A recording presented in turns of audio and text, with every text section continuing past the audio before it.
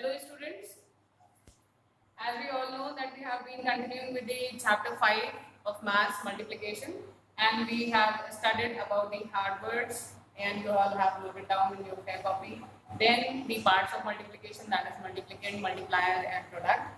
Today we will continue with the properties of multiplication. Okay? So what you have to do, you just draw the line wherever you ended your work and then write properties of multiplication. After that, we'll be having 5 points, and I think you all have already written, because in our last class we all had that properties of multiplication as to be the homework. आप सबने इसे copy में already लिखा होगा, तो आइए उसके बारे में जानते हैं कि प्रॉपर्टीज ऑफ मल्टीप्लिकेशन हमें क्या समझाना चाहती है. ठीक है? So class, here you all are seeing that the first property of multiplication is being written as to be the product of two numbers does not change when we change the order of numbers. कहने का मतलब कि multiply जब भी किन्हीं दो numbers का multiplication करेंगे तब उनका प्रोडक्ट मींस रिजल्ट या जो आंसर आएगा वो चेंज नहीं होगा. पर कब चेंज नहीं होगा? जब उनके ऑर्डर भले भी चेंज कर देगा बट तब भी वो चेंज नहीं होगा. लाइक फॉर एग्जांपल, आपकी बुक में जो एग्जांपल या आपने कॉपी में जो एग्जांपल लिखा है, मैं उसे थोड़ा डिफरेंट एग्जांपल देती हूँ. और एग्जांपल आपके सामने है जैसे 7 into 5. आंसर क्या है? 7 5 का टेबल आप सबको पता है. क्लास 3 में आपको टेबल्स आते हैं टिल 12. आपको 12 तक के टेबल आते हैं. आपको पता होना चाहिए कि 7 5 का कितना होता है? 35. Yes, good. पहला ऑर्डर क्या था कि पहले वाले में फर्स्ट प्लेस पे 7 लिखा हुआ है, और इस फर्स्ट प्लेस का नाम क्या बोला गया था? इस पार्ट को क्या कहते हैं? मल्टीप्लिकेंट कहते हैं. आपको बताया गया था कि पहला नंबर जो होगा उसकी बड़ी स्पेलिंग वाला पार्ट है मल्टीप्लिकेंट, जो दूसरा है उसे मल्टीप्लायर कहते हैं, तीसरे वाले को प्रोडक्ट कहते हैं. ठीक है? तो मींस यहाँ पे आपका मल्टीप्लिकेंट क्या है? 7. मींस पहला जो आपके सामने एक मल्टीप्लिकेशन प्रोसेस लिखा है उसमें 7 into 5 is equal to 35 है. अगर किसी ने एक ये ऑर्डर दिया है और दूसरे में जो ऑर्डर दिया गया है वो 5 into 7, मतलब कि हमने ऑर्डर इसका चेंज कर दिया है. पहले अब क्या आ गया? 5 मल्टीप्लिकेंट बन गया है और 7 मल्टीप्लायर बन गया है. तब भी 5 7 कर क्या होता है? Again the product comes has to be 35.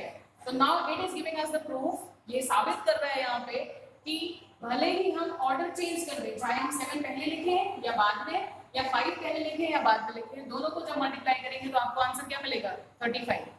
So finally the property says that the product, that is 35, of the two numbers, that is 7 and 5, will not change although when we change the order of the numbers. ठीक है?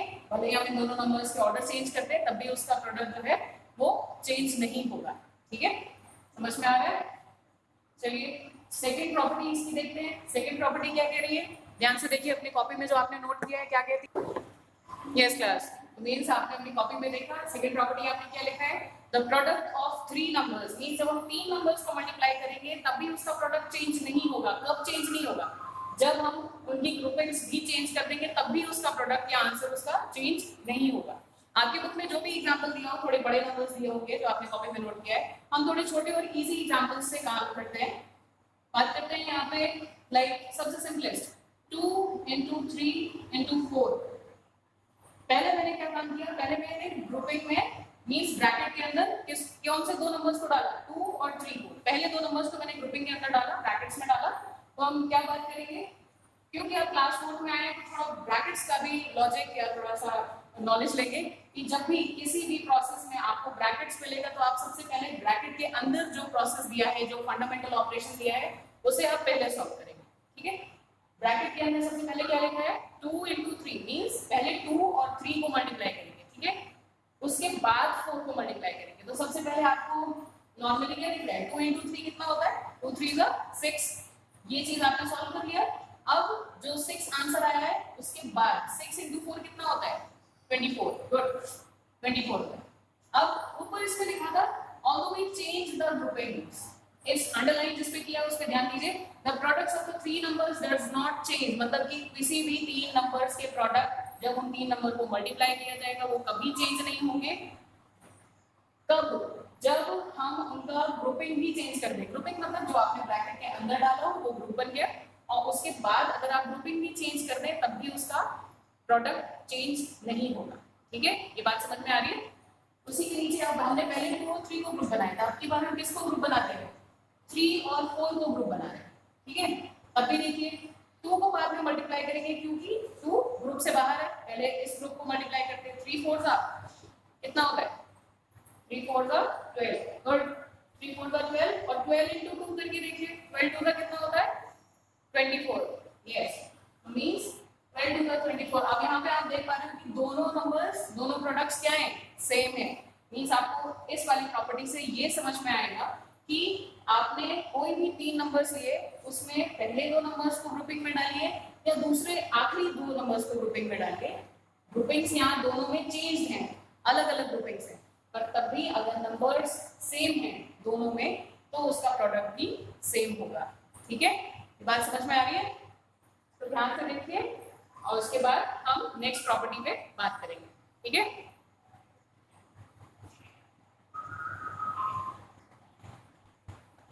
Yes class, now coming to the third property. Third property में ध्यान से देखिए, आपने लिखा है the product of a number bye 1 is the number itself. मतलब बोला जा रहा है यहाँ पे प्रोडक्ट मतलब किसी भी मल्टीप्लिकेशन का आंसर वही नंबर होगा, बट कब होगा? जब उसे किससे मल्टीप्लाई करेंगे? 1 से। मींस फॉर एग्जांपल जैसे आपने 4 को 1 से मल्टीप्लाई किया तो आपको आंसर क्या मिलेगा? वही नंबर जिसको आपने 1 से मल्टीप्लाई किया, ठीक है। किसी भी नंबर को जब भी आप 1 से मल्टीप्लाई करेंगे आपको आंसर सेम नंबर वही मिलेगा। Now coming to the next property, the product of a number by 0 is always 0। Means किसी भी नंबर को आप अगर 0 से मल्टीप्लाई करते हैं तो वो उसका प्रोडक्ट 0 ही होगा हमेशा, इसे ध्यान रखिए, ठीक है। इन दोनों प्रॉपर्टीज को देखिए ध्यान से। मैं फिर से बोलती हूँ कि एक प्रॉपर्टी बताती है आपको कि किसी भी नंबर को 1 से मल्टीप्लाई करेंगे तो आपको वो सेम नंबर मिलेगा जिससे आपने 1 को मल्टीप्लाई किया था। जैसे कि यहाँ पे 4 को मल्टीप्लाई किया तो उसका आंसर भी क्या आएगा? 4, ठीक है। And then coming to the next property, the product of a number is 0 when it will be multiplied by 0. किसी भी नंबर को अगर आप 0 से मल्टीप्लाई करेंगे तो आंसर क्या आएगा? 0, ठीक है। इसे ध्यान से देखिए, समझिए। उसके बाद हम नेक्स्ट लास्ट प्रॉपर्टी की बात करते हैं, फिर एक्सरसाइज की तरफ चलेंगे, ठीक है। बट अभी इसको ध्यान से देखिए।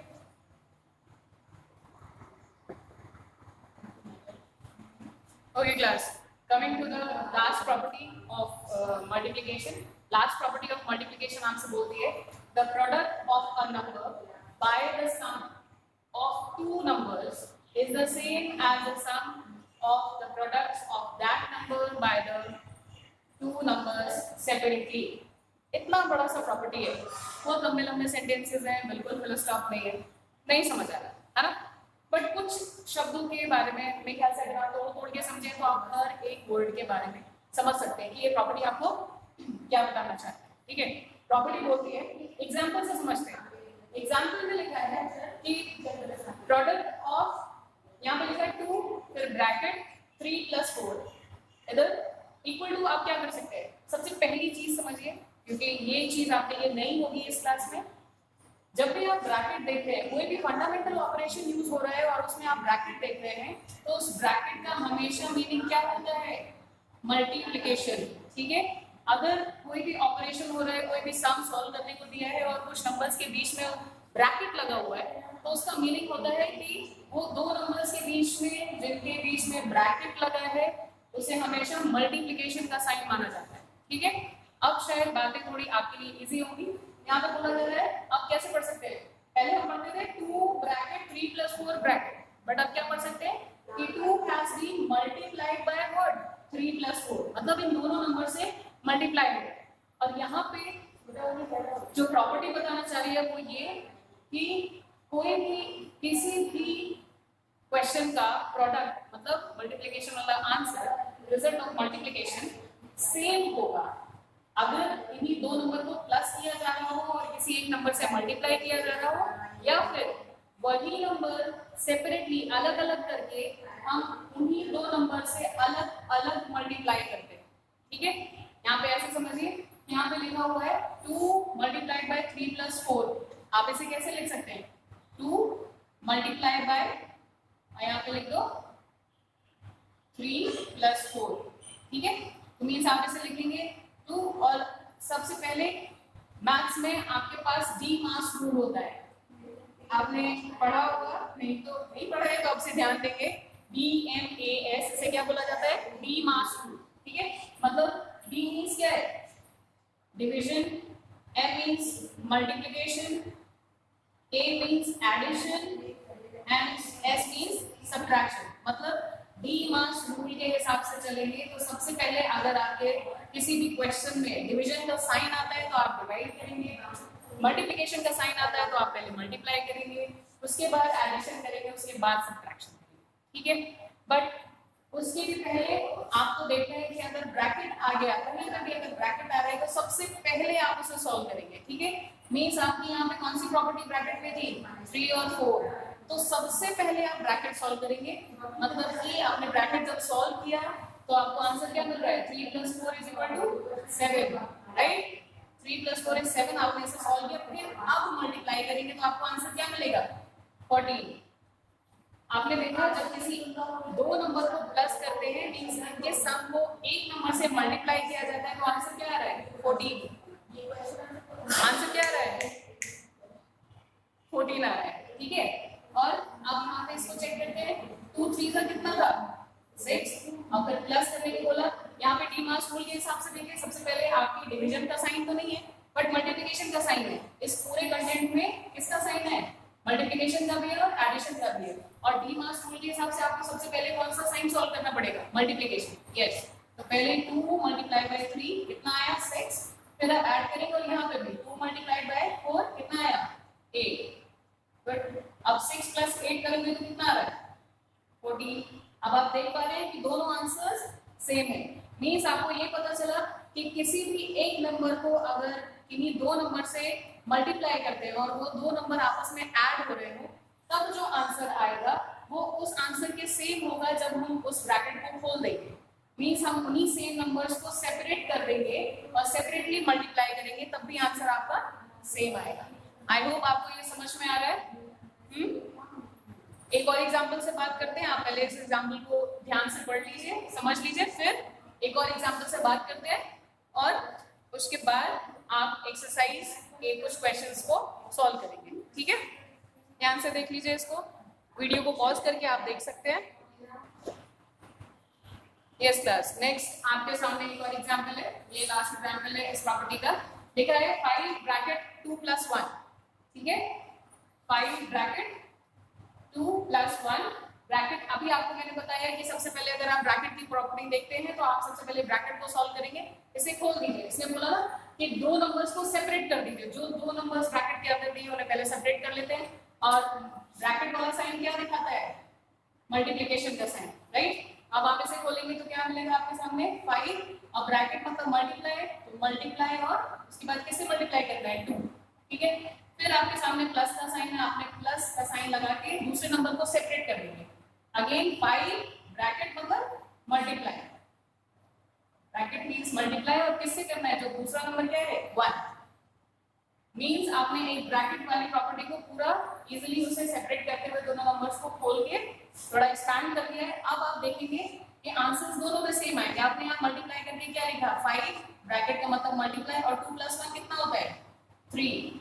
मींस आंसर क्या आ रहा है, 15। So this is the first product. अब आपको यहाँ पे जब आप इस प्रॉपर्टी, इस पूरे फंडामेंटल ऑपरेशन को सॉल्व करेंगे तो आप देखेंगे कि इसमें भी सेम आंसर आएगा, राइट।